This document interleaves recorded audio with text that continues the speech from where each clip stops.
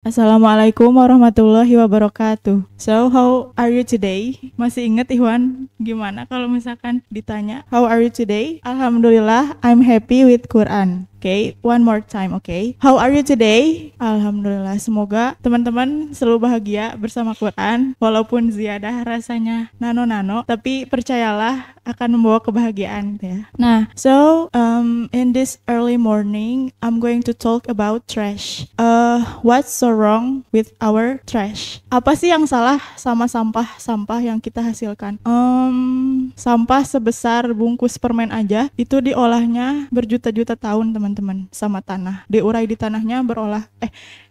tanahnya berjuta-juta tahun. So, apa yang salah sama kita? Kok kita tega banget sama bumi ini? Setega itukah kita? Nah, ini kultum ini Ana terinspirasi dari satu buku yang judulnya itu Dekat Lekat. Di sini itu buku antologi di mana setiap orang dengan keilmuannya menuliskan tadabur beberapa ayat Al-Quran terkait bidang yang mereka kuasai. Ini ada judulnya tentang Sampahku Tanggung Jawabku. Ini ditulis oleh Hanifah Nur Awaliyah, Magister Teknik Lingkungan ITB. Di sini prolognya atau pembukanya adalah cara memandang sampah. Di sini ada tanggung jawab, ada jenis-jenis tanggung jawab yang disebut dengan mas'uliyah. Nah, Ustadz Abdul Somad itu membagi mas'uliyah menjadi 3 tingkatan. Yang pertama, tanggung jawab individu kepada individu atau mas'uliyah al-afrod, lalu tanggung jawab terhadap masyarakat atau mas'uliyah al-mujtama, dan tanggung jawab terhadap pemerintah atau mas'uliyah al-daulah. Nah, apabila kita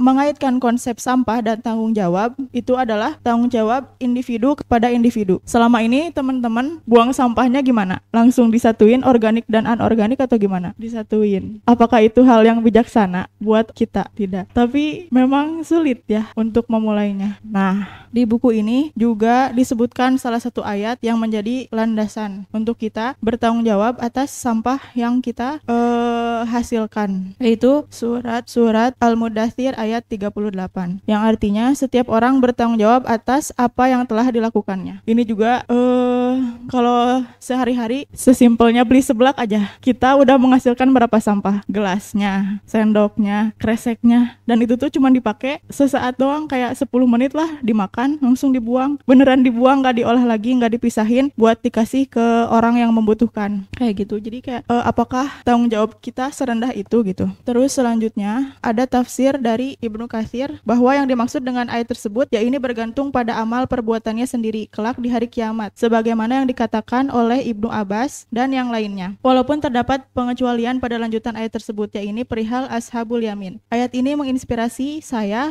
tentang betapa pentingnya tanggung jawab sebagai bentuk kepribadian seorang muslim. Nah, di sini bisa evaluasi diri gitu ya. Sejauh mana tanggung jawab kita terhadap diri kita sendiri, terutama sampah yang kita hasilkan. Terus dilanjut dengan tujuan utama pengelolaan sampah. Jadi di sini berdasarkan buku Kebersihan adalah Investasi, Sampahku Tanggung Jawabku, sejatinya pengelolaan sampah bertujuan agar terciptanya suasana lingkungan yang bersih sehingga kesehatan masyarakat dapat tercapai. Ada juga di buku lain Global Waste Management Outlook bahwa kesehatan masyarakat selalu menjadi tujuan pertama dari setiap sistem pengelolaan sampah. Bisa dilihat ya teman-teman, di daerah sampah, di tempat pembuangan akhir yang paling besar tuh di mana tahu gak? Bantar Gebang. Kalian di jarak 1 kilometer lebih aja itu tuh baunya kadang-kadang kecium bau sampah, dan itu tuh mengganggu pernafasan kita ya, karena di situ ada emisi dengan kandungan partikulat halus termasuk karbon hitam dan senyawa organik kompleks termasuk polutan organik yang bersifat karsinogenik dan persisten yang sangat merusak secara global dan lokal. Jadi sampah yang ditumpuk, sampah-sampah busuk, sampah-sampah organik dan anorganik yang ditumpuk itu menghasilkan bau yang dimana itu tuh ada polusi.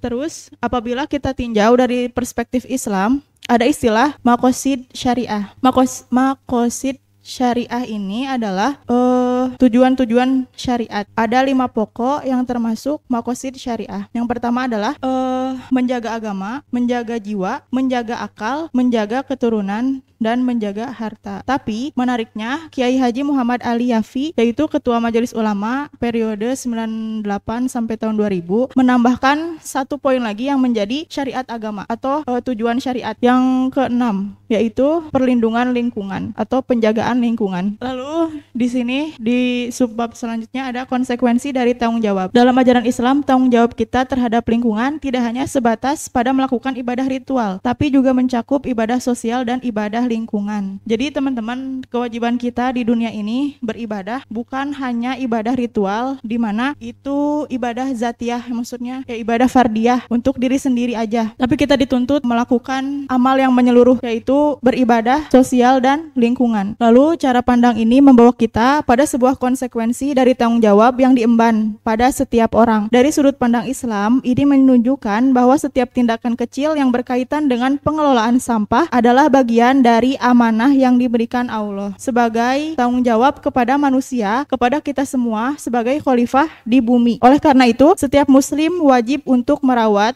dan memelihara lingkungan, termasuk dalam pengelolaan sampah. Semua itu harus diemban dengan penuh kesadaran karena merupakan salah satu nilai dari agama ini. Dan setiap orang yang berperan, termasuk diri kita sendiri, itu wajib untuk berkontribusi dalam hal pengelolaan sampah ini. Contohnya kita sebagai individu pribadi, rakyat sipil gitu yang gak punya kewenangan apa-apa, berarti kita mulai di diri kita sendiri. Apa yang bisa kita pilah dari sampah kita sehari-hari, kita pisahkan. Lalu bagi pemangku kebijakan kayak pemerintah menyediakan program untuk pengelolaan sampah. Alhamdulillah di Jawa Barat, di Bandung ya, berjalan Kang Pisman, tahu program Kang Pisman itu tentang pengelolaan sampah. Nah, teman-teman harus cari tahu karena teman-teman tinggal di Bandung ya. Habis ini kan ada ya jatah HP Iwan Ahwat minggu ini, coba cari tahu tentang Kang Pisman. Itu program yang dicanangkan oleh almarhum Wadet. Jadi kita wajib juga berpartisipasi dalam itu, meskipun kita tidak ada di masyarakat, tidaknya kita ada sebagai masyarakat Bandung, individu, dan juga sebagai seorang akademisi. Nantinya teman-teman kalau misalkan abis dari sini kuliah tentang lingkungan, misalkan agro lingkungan atau teknik lingkungan, nah teman-teman punya andil yang lebih di program ini kayak gitu. Lalu terkait internalisasi nilai tanggung jawab dan pengelolaan sampah. Pengelolaan sampah ini bukan hanya dilakukan secara fisik sebagai rutinitas semata, melainkan harus disertai dengan pemahaman nilai tanggung jawab dan bagaimana menginternalisasikan dalam kehidupan pengolahan sampah. Gimana di setiap kecil kondisi kita itu kita bijak gitu. Misalkan kita tuh ingin beli es krim. Nah, kita juga harus sampai mikir, ini stick es krimnya sampah aku. Harus kayak gimana? Harus digimanain? Ini bungkus es krimnya sampah aku. Sanggup gak untuk memilah itu gitu? Sampai kayak gitu, mending ikutin nafsu perut atau menyelamatkan dunia gitu Kayak ya udahlah, es krim udah pernah ngerasain gitu. Dan lebih baik kayak gitu juga sih. Dan menghemat uang juga kan ya teman-teman. Nah, sampai kayak gini, beli seblak juga bisa bawa wadah sendiri. Pertama, kita menyelamatkan diri kita sendiri atas tanggung jawab sampah yang mungkin kalau kita pakai wadah dari sana bisa jadi sampah. Yang kedua, kita menyelamatkan lingkungan kita. Internalisasi sampah ini bisa dibangun dari diri sendiri dulu. Contohnya tadi hal-hal kecil tadi, dari segi makanan aja yang kita konsumsi sehari-hari. Terus yang kedua tuh dari segi fashion. Teman-teman di sini beli baju, beli jaket, beli celana gitu ya. Kalau Ikhwan itu tuh dipikir lagi untuk apa? Kalau misalkan sekedar hanya, aku belum punya warna ini, kok mentingin warna sih gitu. Coba lebih dalam lagi berpikirnya. Sampah, celana atau baju baru nanti, baju yang lama nanti mau diapain? Kan nggak dipakai ya jadinya. Atau intensitas dipakainya berkurang. Nah, itu juga harus dipikirin. Kecuali ada yang namanya decluttering, atau kita udah memilih baju-baju yang udah nggak kita pakai, terus memang kita udah sumbangkan atau udah kita kasih ke orang, baru kita beli lagi baju yang baru kayak gitu. Nah, itu dari beberapa contoh penerapan di mana kita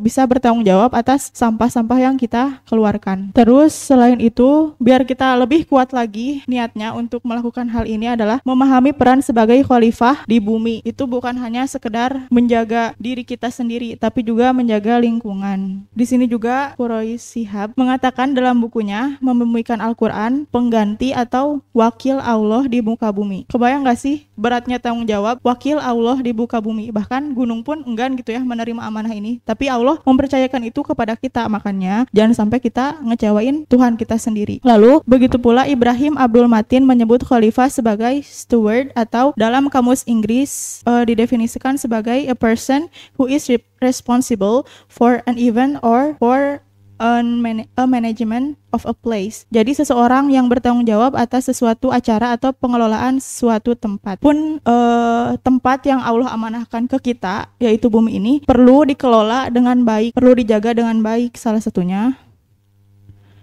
dengan hal-hal kecil tadi. Lalu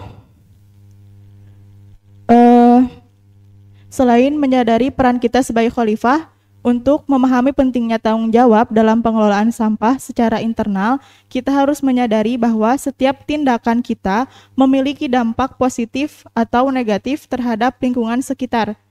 Dalam Islam ini bisa disebut ihsan, yang berarti bahwa kita selalu merasa diawasi oleh Allah, sehingga kita takut untuk berbuat keburukan atau larangannya. Kita perlu menjadi sadar dan mempertimbangkan bagaimana keputusan yang dapat mempengaruhi kelestarian alam. Dalam hal pengolahan sampah ini, kita jadi memperhatikan apa yang kita konsumsi sehingga tidak over consuming. Yang tadi gitu ya contohnya, tentang jajan atau tentang beli baju. Enggak over consuming. Jadi apa yang kita beli itu apa yang kita butuhkan, bukan apa yang kita inginkan. Gitu. Lalu karena hal itu berpengaruh sama lingkungan kita. Jadi semakin tinggi tingkat konsumsi kita, semakin pula tinggi sampah yang akan dihasilkan. Nah, selain menyadari kita adalah khalifah, itu tadi menyadari dampak-dampak negatif yang bakal timbul ketika kita nggak bijak dalam membeli sesuatu atau menggunakan sesuatu. Salah satu cara untuk memberikan dampak positif terhadap lingkungan adalah dengan mengelola limbah rumah tangga. Environmental Protection Agency mengembangkan hierarki pengelolaan limbah ke dalam 4 tingkatan. Nah, teman-teman pasti dari SD merenya atau SMP lah udah kenal istilah 3R. Yang pertama, reduce, pengurangan. Yang kedua, penggunaan kembali atau reuse. Yang ketiga, daur ulang atau recycle. Nah, kalau di EPA ini, di Environmental Protection Agency ini, ada satu lagi adalah pemulihan energi atau energy recovery. Kemudian barulah proses akhir di TPA. Jadi setelah di recycle, itu ada pemulihan energi. Ya.